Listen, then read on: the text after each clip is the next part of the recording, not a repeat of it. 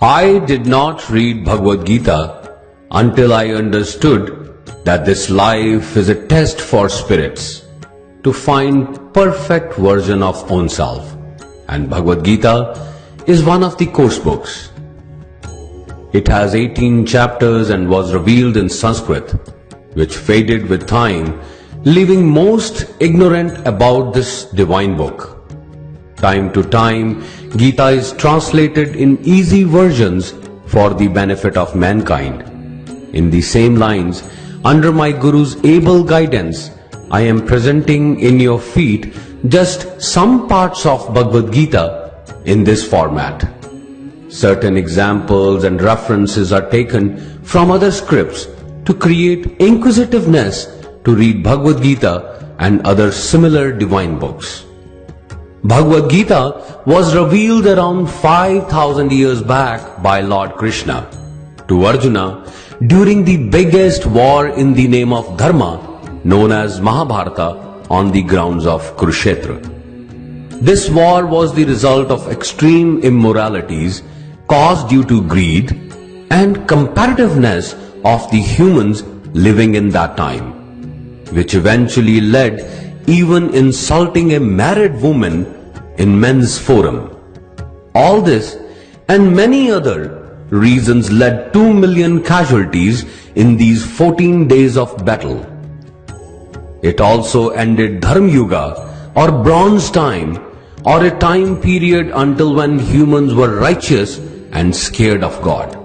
However, before the humanity transit from Bronze Age to Iron Age or Kali Yuga, right before the war, this sacred book was revealed for humanity to keep God's name intact during dark times of Iron Age, when humans will go far from God and His existence, and divine books like Bhagavad Gita and others will play an important role not only to reinstate humanity, but bringing humans and God together again.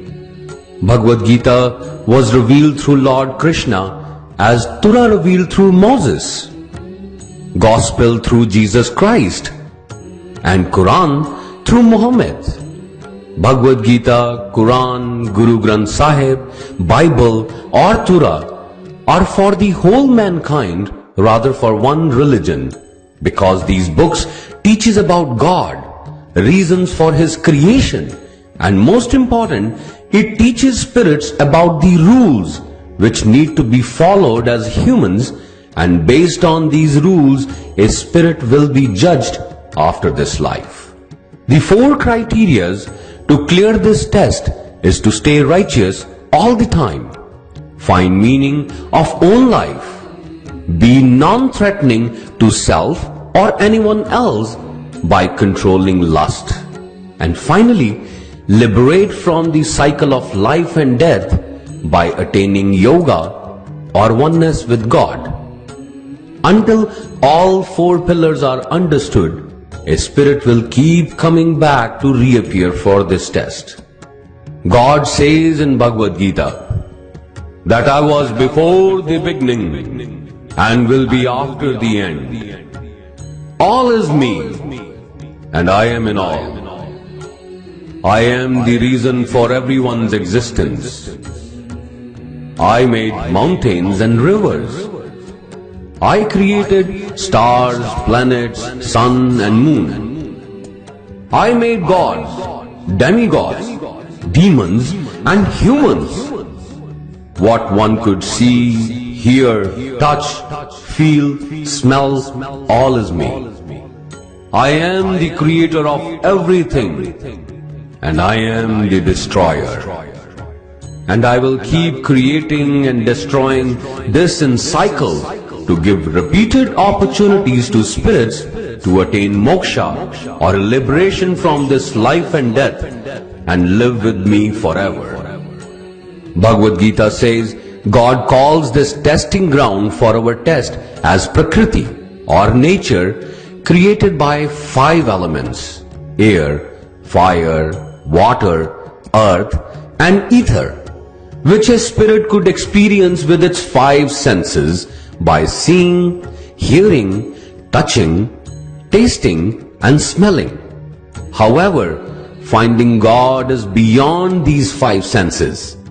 Spirits in human body are not capable to understand God and their creation. Even Arjuna was given special eyes or Divyanetra to see the Virat Roop or God's glorious form.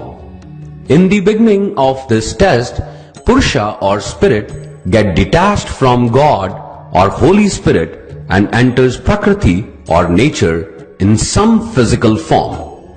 And after going through 880 million lives, finally is blessed with a human body and a mind to conquer all four pillars of life, to finally achieve liberation from life and death.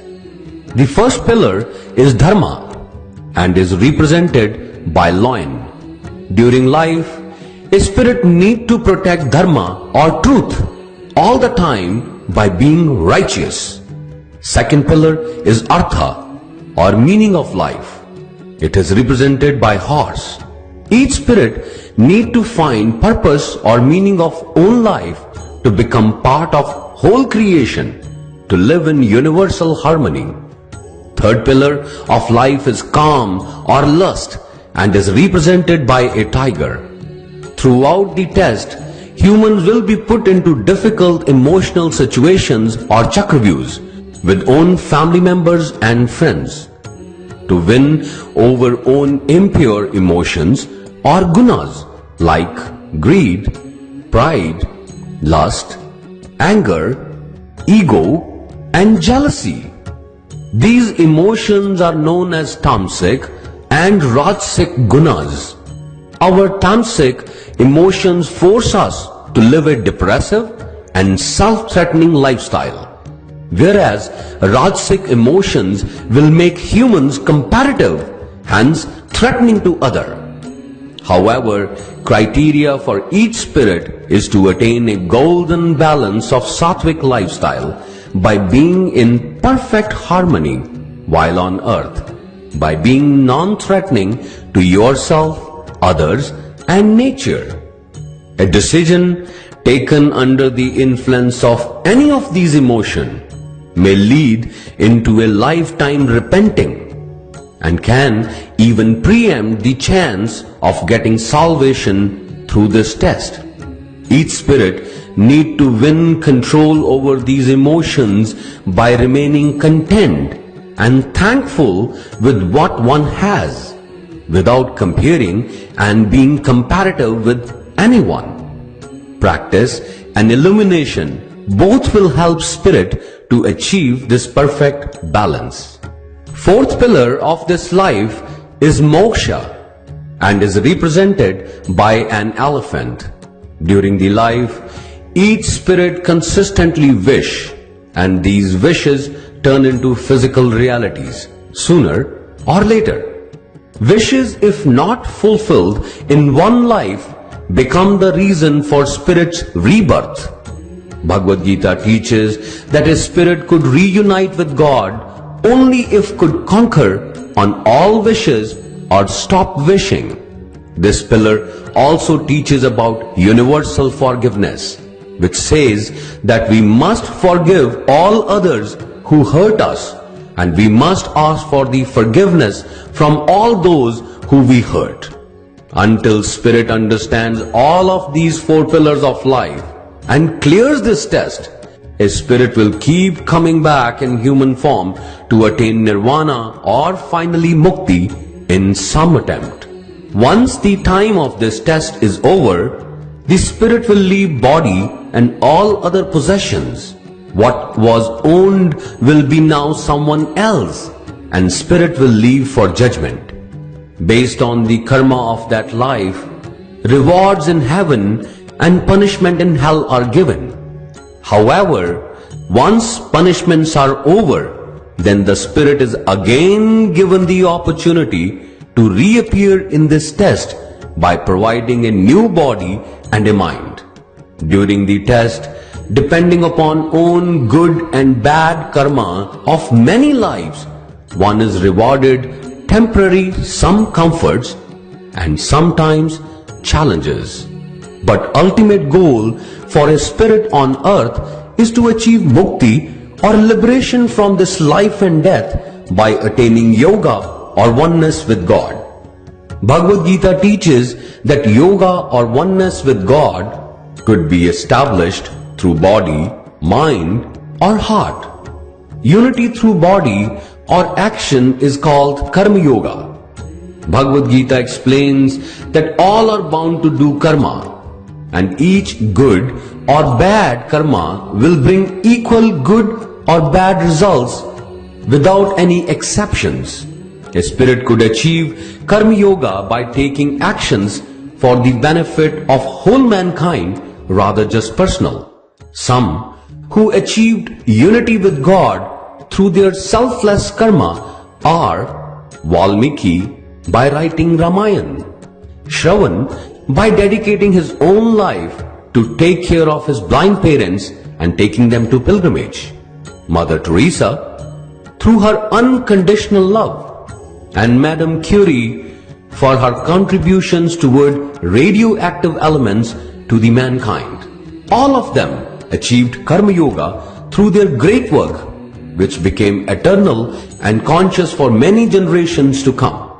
Bhagavad Gita teaches that a spirit could also attain yoga with mind by meditating on God, and this unity is called as Raja Yoga, since mind is the king of all senses.